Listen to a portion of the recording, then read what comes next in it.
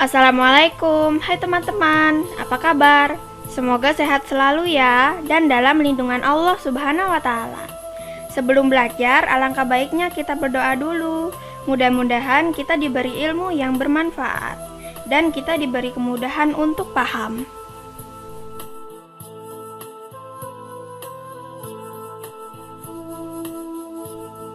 Doa sebelum belajar. Bismillahirrohmanirrohim. Rabbi zidni ilma warzuqni fahma.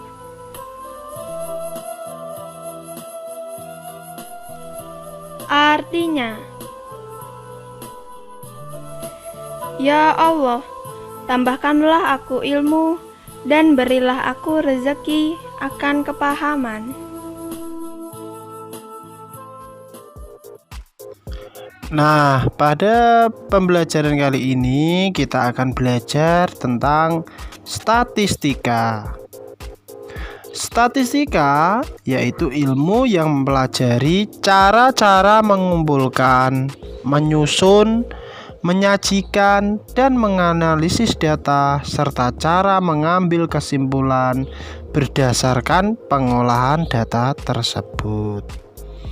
Nah, di sini menurut sifatnya data itu dibagi menjadi dua, yaitu data kualitatif dan juga data kuantitatif. Data kualitatif adalah data yang tidak berbentuk angka atau bilangan. Contohnya data tentang hobi, data tentang pendapatan setuju, tidak setuju, ataupun juga ragu-ragu. Jadi saya ulangi lagi, data yang tidak berbentuk angka itu disebut data kualitatif. Sedangkan data kuantitatif yaitu kebalikannya, yaitu data yang berbentuk angka atau bilangan. Ya. Data kuantitatif diperoleh dari hasil pengukuran. Contoh, luas halaman sekolah 200 meter persegi. Lalu ada berat badan siswa kelas 4 antara lain 25 kg, 27 kg, dan sebagainya. Sedangkan data dapat dikumpulkan dengan berbagai cara. Data yang telah terkumpul dapat disajikan dalam bentuk tabel dan diagram. Nah, untuk subbab kali ini kita akan belajar cara membaca dan menafsirkan data yang disajikan dalam bentuk tabel dan diagram batang. Nah, kali ini kita akan membaca data dan menafsirkan data dalam bentuk tabel. Ya, perhatikan tabel berikut ini. Di situ tertulis judul pengumpulan data ulangan matematika menggunakan turus. Berarti ini adalah tabel data ulangan matematika.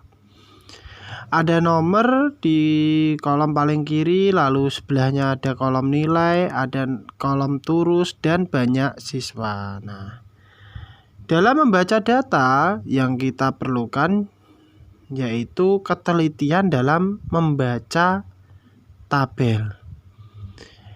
Contoh yang pertama, siswa yang mendapat nilai 5 ada 3 anak, betul ya? Jadi nilai 5 itu ada 3 anak. Ini merupakan contoh membaca data. Yang kedua, siswa yang mendapat nilai 6 ada berapa anak di situ? Kita hitung, bisa dari turus atau langsung ke banyak siswa juga boleh. Ya. Iya, betul, ada 7 anak. Kemudian kita baca lagi. Siswa yang mendapat nilai 7 ada berapa anak di situ? Ya, 9 anak. Lalu siswa yang mendapat nilai 8 ada 7 anak. Kemudian Siswa yang mendapat nilai 9 ya, ada 4 anak. Nah, membaca data yang terakhir yaitu jumlah siswa yang ada di data adalah berapa anak jumlah siswanya? 30 anak. Lalu bagaimana kita menafsirkan data tersebut? Tadi kita sudah membaca, lalu kita tafsirkan. Menafsirkan di sini yaitu menafsirkan atau menemukan informasi mengenai data tersebut tapi yang tidak tertulis pada tabel. Contohnya bagaimana? Yang pertama yaitu nilai ulangan tertinggi yang diperoleh oleh siswa adalah 9. Ya, nilai paling tinggi itu 9. Kemudian kalau ada nilai tertinggi, yang kedua adalah nilai ulangan terendah yang diperoleh oleh siswa adalah betul 5. Jadi saya ulangi lagi. Tafsiran yang pertama yaitu nilai tertinggi adalah 9, yang kedua adalah nilai terendah adalah 5. Kemudian kita tafsirkan lagi yang ketiga yaitu nilai ulangan yang paling banyak diperoleh oleh siswa. Kita lihat banyak siswanya yang paling banyak ya. Ada banyak siswa itu ada 9, berarti nilai yang paling banyak diperoleh yaitu nilai 7. Betul. Kalau ada nilai yang paling banyak, sekarang yang keempat kita tafsirkan yaitu nilai yang paling sedikit diperoleh oleh siswa, yaitu betul, kita lihat dulu kolom banyak siswanya yang paling sedikit ada 3, berarti nilainya yaitu nilai 5. Iya. Kemudian banyak siswa yang memperoleh nilai lebih dari 8 ya, lebih dari 8 artinya nilai 9 dan 10. Karena 10 tidak ada berarti hanya nilai 9, yaitu ada 4 anak. Kalau ada nilai yang lebih dari 8 maka kita ambil yang paling bawah. Kebalikannya yaitu banyak siswa yang memperoleh nilai kurang dari 6 adalah berapa anak? Kurang dari 6. Ya, yaitu nilai 5, hanya ada 3 anak. Nah, itu tadi menafsirkan data pada tabel. Selanjutnya kita akan belajar membaca dan menafsirkan data dalam diagram. Perhatikanlah diagram batang berikut ini. Yang perlu kalian pahami dalam membaca diagram batang adalah judulnya kita baca terlebih dahulu. Judul ada di bagian atas yaitu diagram nilai ulangan matematika. Jadi ini adalah diagram batang nilai ulangan matematika. Lalu kita baca juga yang bawah. Ada nilai, ada 60, 65, 70, 75, 80, 85, 90, dan 95. Jadi itu nilai ulangannya. Kemudian yang di samping kiri itu ada banyak siswa, ada 0, 1, 2, sampai 9. Ya. Jadi dari diagram itu kita bisa membaca bahwasanya siswa yang mendapat nilai 60, kita perhatikan nilai 60 di paling bawah pojok kiri itu ada ya naiknya berapa di situ sampai angka 4. Artinya siswa yang mendapat nilai ulangan matematika 60 itu ada 4 anak. Kemudian siswa yang mendapat nilai ulangan matematika 65 itu ada, iya betul, 2 anak. Selanjutnya yang ketiga ada banyak siswa yang mendapat nilai 70 dalam ulangan matematika ada, iya diperhatikan batangnya itu ke atasnya sampai angka berapa? Saya ulangi lagi ya, sampai angka 6. Jadi banyak siswa yang mendapat nilai ulangan matematika 70 ada 6 anak. Nah, kita baca Begitu terus sampai paling akhir, paling ujung kanan, yaitu yang mendapat nilai 95. Ada berapa anak di situ? Betul, ada 3 anak. Nah, kurang lebihnya begitu cara membaca diagram batang, ya. Selanjutnya, bagaimana cara menafsirkan data pada diagram batang ini? Yang pertama, kita lihat dulu. Diagram batang yang paling tinggi adalah nilai 80. Jadi kita tafsirkan saja. Nilai 80 merupakan nilai yang paling banyak diperoleh oleh siswa.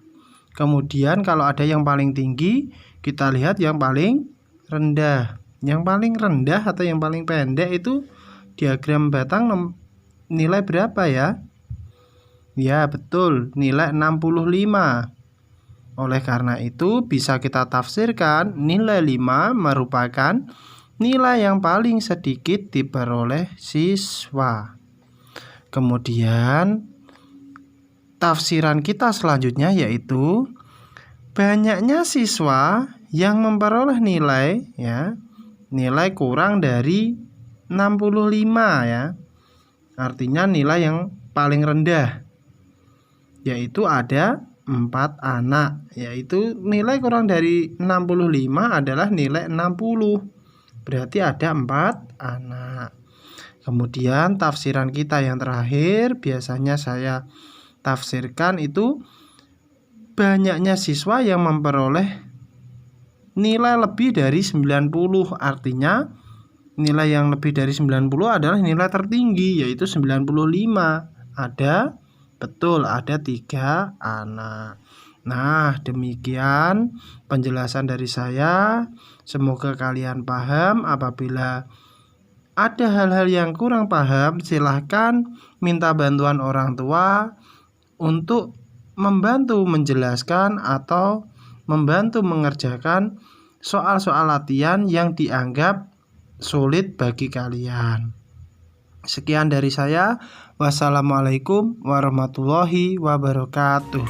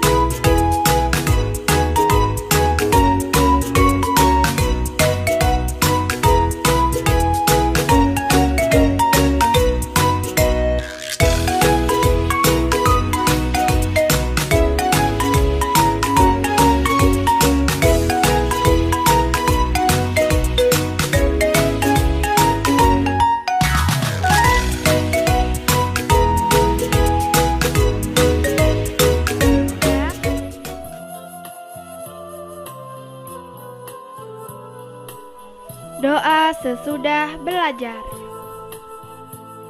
Allahumma inni astaudiuka ma'allamtanihi farduthu ilayya inda hajati wala tansanihi ya rabbal alamin.